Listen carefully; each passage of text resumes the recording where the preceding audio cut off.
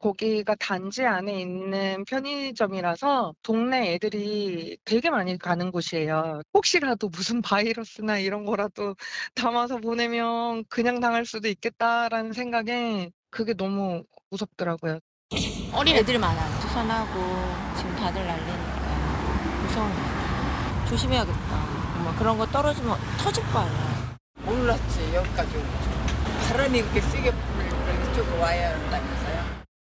분명히 경고하는데 우물풍선 같은 또는 GPS 교란 같은 도발들을 다시 하지 말라는 점을 북한 측에 다시 한 번 더 경고하고 반복될 경우에 우리의 대응 강도도 더욱 높아질 것이다 하는 점을 말씀드립니다. 단호한 용산 대통령실입니다. 6월의 첫 번째 월요일 뉴스탑10은 바로 여기부터입니다. 하다가 오물풍선까지 날려보낸 북한. 아시는 것처럼 지난 주말에는 무려 한 720개 정도의 대규모 오물풍선 테러를 감행했습니다. 우리 정부는 북한이 감내하기 힘든 조치에 착수할 것이라면서 이르면 내일 아마도 대북 확성기 방송을 다시 시작할 예정인 가운데요.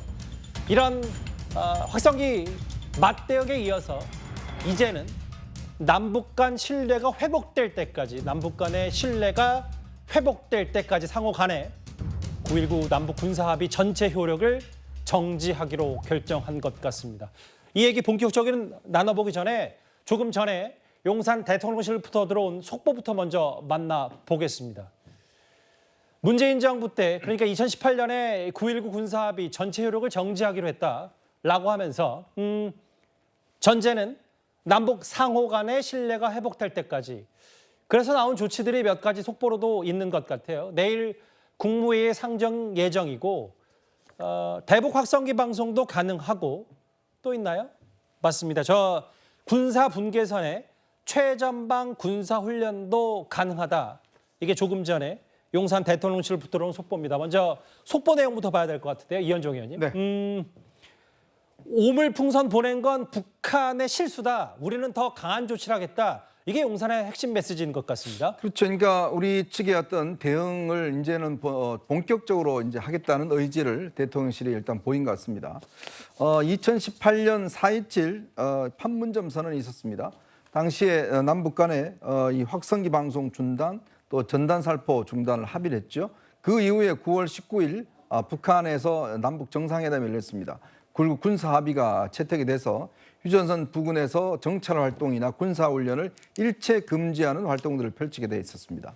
그러나 그 이후에 북미 관계가 단절되고 하면서 사실상 이 어떤 협정 자체가 무력화됐다 이런 평가를 받은 거 아니겠습니까? 좀 전에 보셨듯이 바로 이 개성에 있는 남북연락사무소 개성공단 사무소가 저렇게 북한에 의해서 일방적으로 폭파되는 그런 사태까지 벌어졌었죠.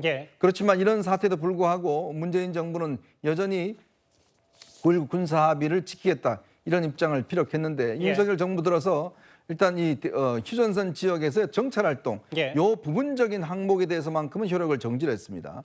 근데 이번에 이제 오물 이 전단 테러 사태가 있으면서 이제는 전체적으로 일단 이거를 중단시키는 이렇게 되면 이제 북한에 대한 확성기 방송이라든지 대북 전단 살포라든지 모든 것들이 다 가능해지게 되겠죠. 내일 아마 국무회의에서 이를 본격적으로 의결하고 북한의 어떤 이런 조치에 대한 본격적인 대응에 나설 것으로 보여집니다. 그러니까 지난 주부터 거의 한 1000여 개 가까운 오물풍선이 남쪽으로 넘어와서 사실 시민들이 정말 큰 피해, 여러 걱정, 이 두려움이 있었는데 이거에 대해서 용산 대통령실의 반응. 남북 신뢰가 회복될 때까지 9.19 군사합의를 효력 정지하겠다는 게 아마 국무회의에서 이거를 넘기겠다라는 게 용산 대통령실의 생각입니다. 오늘 저희 뉴스탑10 첫 출연하신 분이 있어요. 소개를 제가 먼저 잠깐 하자면 탈북공학도 출신으로 이번 얼마 전에 개원한 22대 국회 국민의힘의 비례대표로 입성한 박충건 의원이 오늘 직접 출연하셨는데요. 박 의원님, 오늘 용산 대통령실의 저 조치 뭐 적당하다고 보십니까? 아주 적절한 조치라고 평가를 하고요.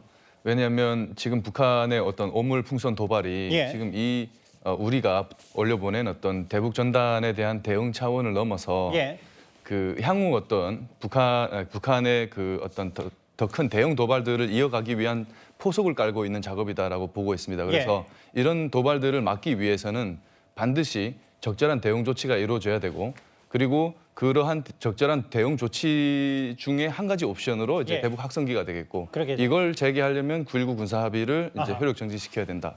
예, 그렇게 판단합니다. 그러니까 대북 확성기를 가는 차원으로 네. 9.19 군사합의에 사실상 사망 선고를 내렸고 네. 보셨을 때 탈북자 출신혹은 이번에 22대 국회의원으로서 우리 용산 대통령실의 적절한 조치, 이에 있는 인, 눈에 넣는 눈 이게 맞다고 보시는 맞습니다. 거죠? 예. 왜냐하면 이게 향후에 있을 추가 도발, 더 큰 대형 도발을 막기 위해서는 효과적인 북한이 이번 도발을 통해서 반드시 손해보도록 만들어주는 대응 조치를 취해줘야 된다라는 말씀을 드리겠습니다. 화면을 잠깐 볼게요. 사실 지난 주말까지도 이 오물풍선이 우리 집 앞마당에 떨어지면 어떡하지?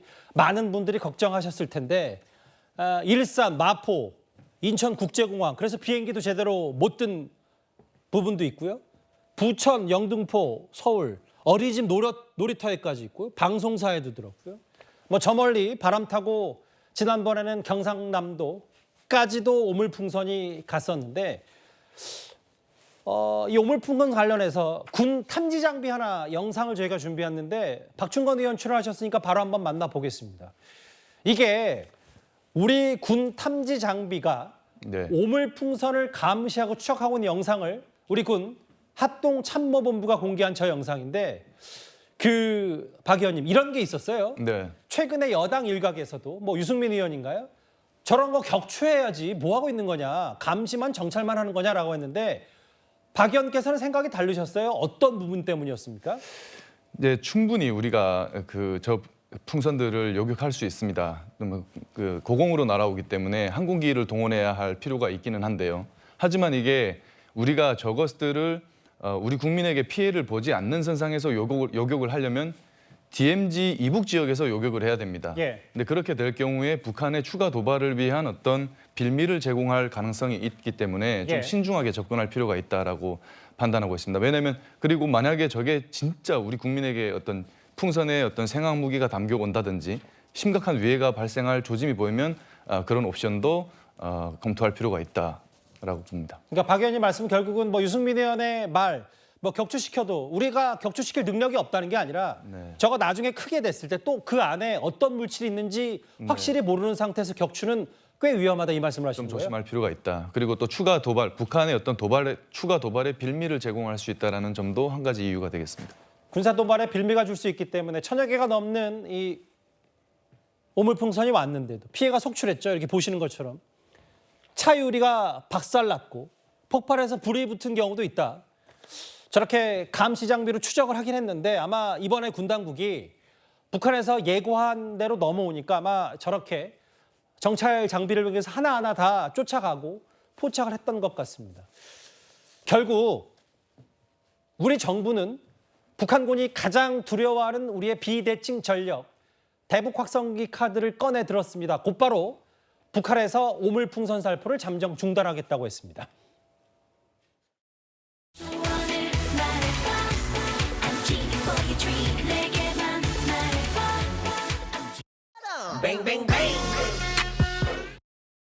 북한 동포 여러분, 사람은 누구나 다른 사람에게 드러내기 싫은 비밀이란 게 있죠.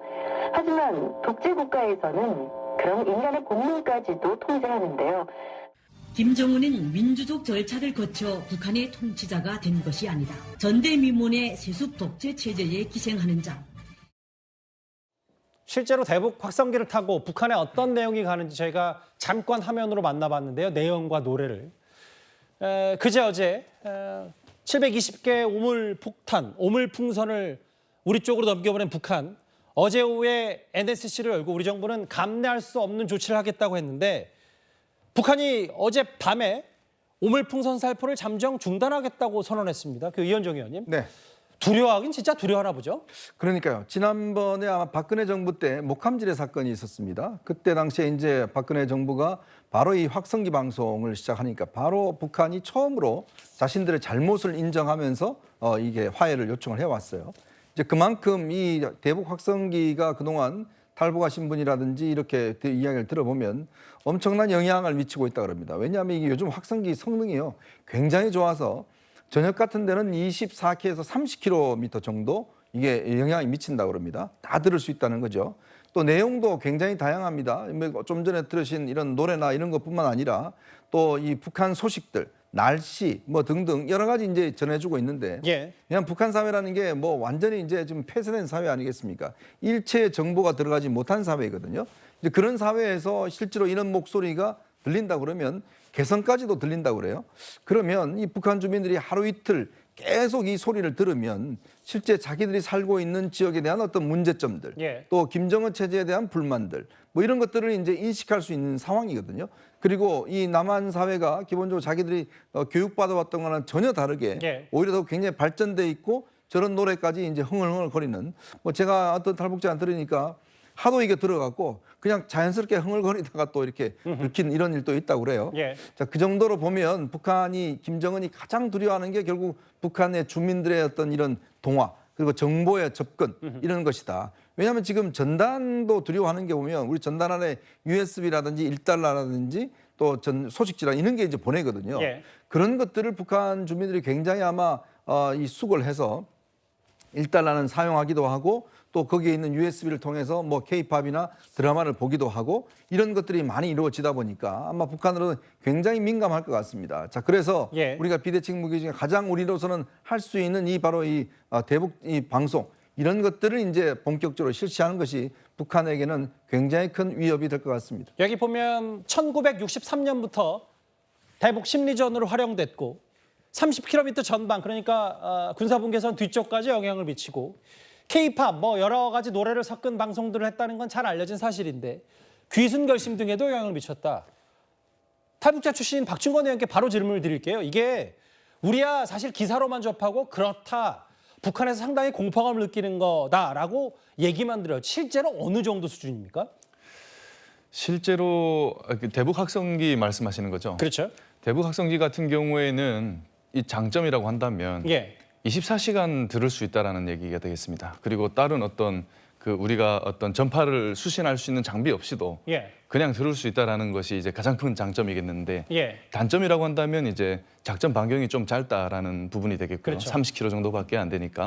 그러나 북한의 어떤 DMZ 인근에 근무하는 북한군이 24시간 들을 수 있다. 그리고 북한군의 대부분이 MZ세대다라는 측면에 있어서 상당한 파급력이 있을 거고 그들이 제대하고 돌아갔을 때 어떤 주변의 영향들을 끼칠지 그리고 음악을 계속 듣고 살던 그 북한군 군인들이 제대하고 고향에 갔을 때 그 음악을 들을 수 없을 때 답답하면 어떨까 이런 생각도 많이 들고요. 실제 제가 아는 많은 탈북민들도 DMZ에서 이제 대북 학성기를 듣고 탈북을 결심한 그런 사례가 많았습니다. 좀 더 구체적으로 여쭤보고 싶어서 왜냐하면 제가 박준권 의원의 여러 프로필을 좀 방송 전에 보니까 함흥 출신이시더라고요. 그러니까 직접 대북 학성기를 들으신 경험은 없으신 거죠? 네, 저는 직접 들은 경험은 없습니다. 근데 이제 다만 아까 말씀하셨던 것처럼 전역하고 나서 군복무 다 마치고 나서 그게 함흥이든 어디든 휴전선과 멀리 떨어졌든 아 남한은 이렇다더라 남조선은 이렇다더라 노래 듣고 이런 것들이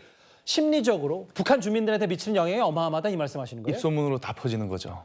네, 그걸 24시간 듣고 지냈던 젊은 친구들이 이제 다 이렇게 입소문으로 퍼뜨릴 수 있는 부분이 있기 때문에 상당한 파급력이 될 수 있다라고 볼 수 있습니다. 왜냐하면 요즘에 북한 김정은이 여러 순회 혹은 현장 시찰을 갔을 때도 젊은 층을 상당히 많이 공을 들이던데 이런 것들 또한 만약에 확산기를 했을 경우에 공을 들이는 것 자체가 무색해지기 때문에 북한 당국도 그런 큰 고민을 갖고 있다고 봐야 되는 겁니까? 그렇습니다. 그리고 이제 대북 학성기 같은 경우에는 한편으로는 또 군사 옵션입니다. 군사 옵션인데 이게 우리가 사용할 수 있는 심리전 수단 중에 한 가지 옵션이 되는 거죠. 근데 이것을 우리가 군사적으로 사용할 수 있는 어떤 환경을 만든다라고 하게 되면 이것뿐만 아니라 다른 어떤 대북 라디오라든가 여러 가지 옵션들을 줄줄이 쓸 수 있는 상황이 된다라고 보면 되겠습니다. 그러니까 이제, 이게 시작이다라고 말씀드릴게요. 이제 시작이고 도발은 오물풍선으로 북한이 먼저 한 셈이기 때문에 우리는 카드가 많다 이 말씀하시는 거예요? 네, 맞습니다.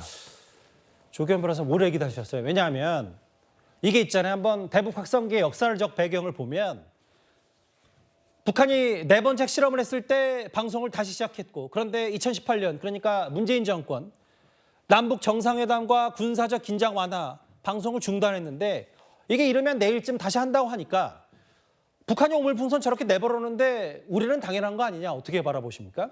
뭐 일종의 대응 전략으로 필요성이 검토될 만하기는 하다고 봅니다.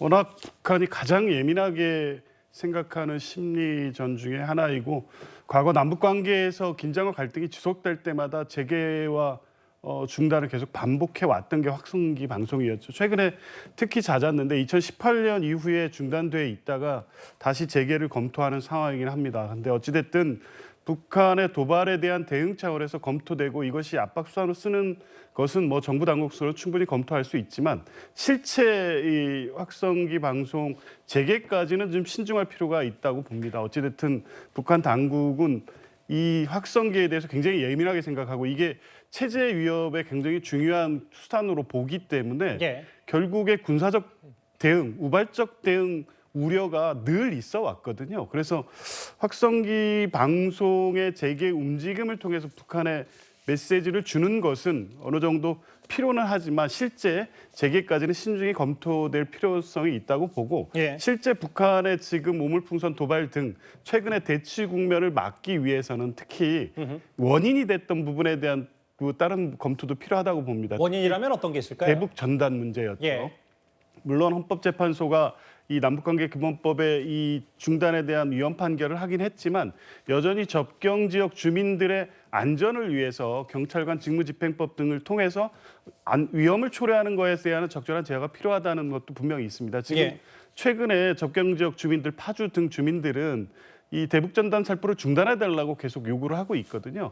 어찌 됐든 뭐 그 원인 관계에서 누가 잘잘못을 따질 것은 아니고 당연히 우물풍선 등의 도발로 우리 국민들의 안전을 위협하는 북한은 규탄받아 마땅하긴 하지만 어찌됐든 지금의 어떤 안보 불안이라든가 국민들의 불안감을 해소하기 위한 방안을 정부가 그걸 가장 우선적 목표로 놓고 검토를 해야지 계속적으로 긴장 관계를 강화하는 강대강 대치로 나가는 것은 적절하지 않다고 보고 그렇다면 그 대북 단체들과의 어떤 대화를 포함해서 확성기 재개까지를 다 종합적으로 검토해야 된다고 봅니다.